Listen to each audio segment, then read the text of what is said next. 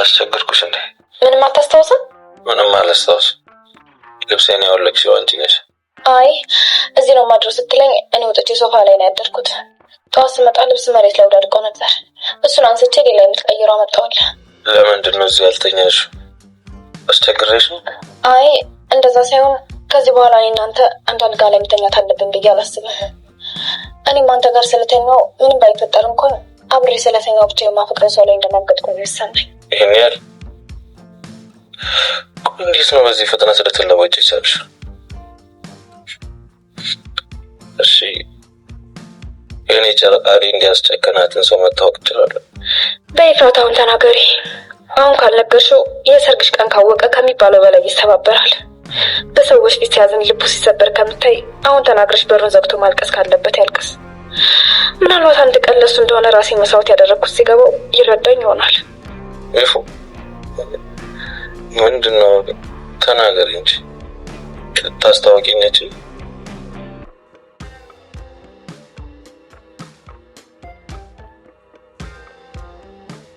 ሰዎች የዛሬው ሐረግ ይለያል። በጣም ነው የተመቸኝ ዛሬ። እንግዲህ ያው እንዳያችሁት ነው ሄዊ ስትጠይቃት ነበር፣ ኤፉን ስትጠይቃት ነበር። ያፌት በምንድነው ያስፈራራሽ ስትላት ነበር። በምንድነው እንደዚህ ጸጥ እንድትይ ያደረገሽ ስትላት ነበር። ልትረዳ ሞክራ ነበር በምን እንዳስፈራራት። ነገር ግን ኤፍራታ በፍጹም ልትነግራት አልቻለችም። መጨረሻ ላይ እንደውም አስወጣቻት ከቤቷ። በሩን ከፍታ አስወጣቻትና ሄዋን ራሷን ስትወቅስ ነበር በዛ ነገር።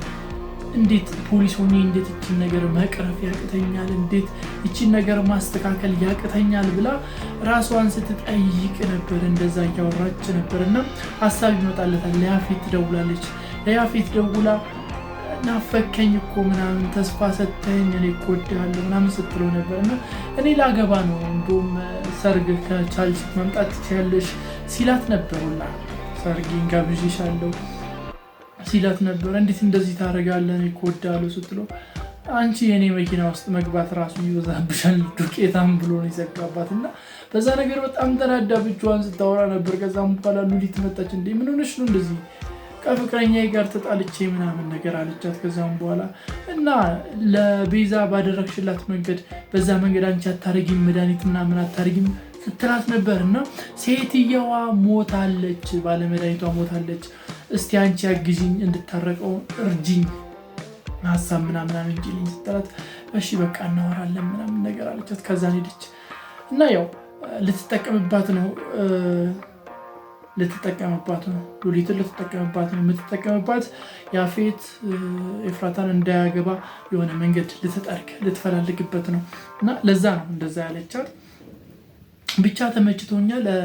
ያው ናታን እንግዲህ ጭብስ ብሎ ሰክሮ ምናምን ነገር ነበር። ያው ከቢኒ ጋር ነበሩ ሲጠጡ ነበርና ያፌት በድንገት መሀል ላይ መጥቶ ሲያበሳጫቸው ነበር።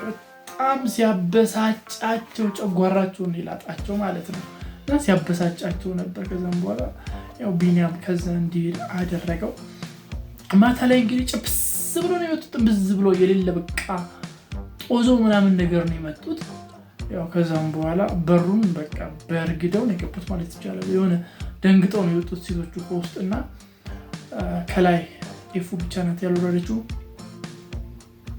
መስኮቱን መጋረጃውን ከፍታ ስታየው ነበር። ልክ እሱ መሆኑን ስታይ ቀና ሲል ናታን መጋረጃውን ዘጋችውና ተበሳጨ ምናምን ነገር አወራ። ከዛ ነው ቢኒያም ይዞት ገባው ላይ ማለት ነው። ከዛም በኋላ ቢኒያም ይዞት ገብቷል። ኤፍራታ ክፍል አስገባው። ከዛን የገረመኝ ነገር ኤፍራታ ክፍል አስገባው። ከዛን እሱ ተመልሶ ሄደ። ያው በሌላ በኩል በጣም ኃይለኛ ሆናለች ለኤፍራታ። ያው ከኤፍራታ ጋር ያለውን ግንኙነት ናታን ከኤፍራታ ጋር ያለውን ግንኙነት ለማበላሸት ቆርጣ ነው የተነሳችው። ልታደርገው ፈልጋለች።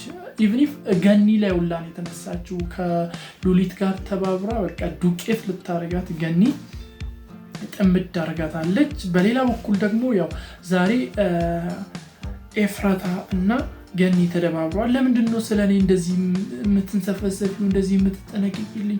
ምንድነው? ምን ፈልገሽ ነው? የሆነ ነገር አለ ስትላት እንዴት እንደዚህ ትኛለሽ? እኔ ያው ጫና ስለሚበዛብሽ ነው ምናምን ስትላት ነበር። ያው ከዛም በኋላ ያው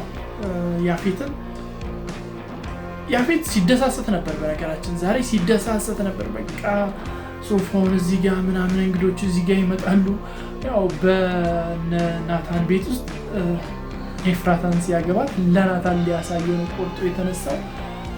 ያው ጨብሰው ከገቡ በኋላ ቢኒና ናታን ጨብሰው ከገቡ በኋላ ያው ናታን ኤፍራታን ክላስ ነው የገባው። ቢኒ ከዛም በኋላ ሄደ።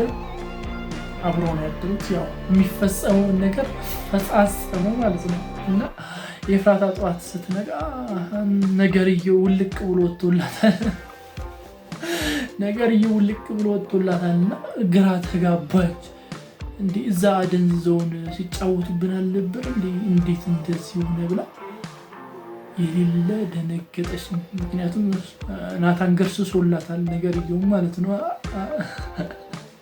እና ግራ ስትጋባ ነበር። ከዛ ተመልሳ መጣች። ናታንም ነቃ።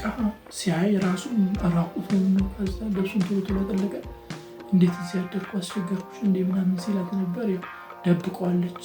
አንተ እዚህ ተኝተህ ነው እኔታችን የተኛሁት ምናምን ብላ ፎገረችው። ነገር ግን ያው ናታን የሚፈጸመውን ሁሉ ፍጽምጽም አድርጓል። የዛሬው ከምር በጣም ተመችቶኛል። የኛው ፓርት አደረግ የምር ምርጥዬ እኔ ወደድኩት። ብራማ ሰበረሉ ምናምን የሚባል ነገር አለው። ለዚህ ቻናል አዲስ ከሆናችሁ ሰብስክራይብ በማድረግ ደወል ምልክቷን መጫን እንዳይዘነጋ።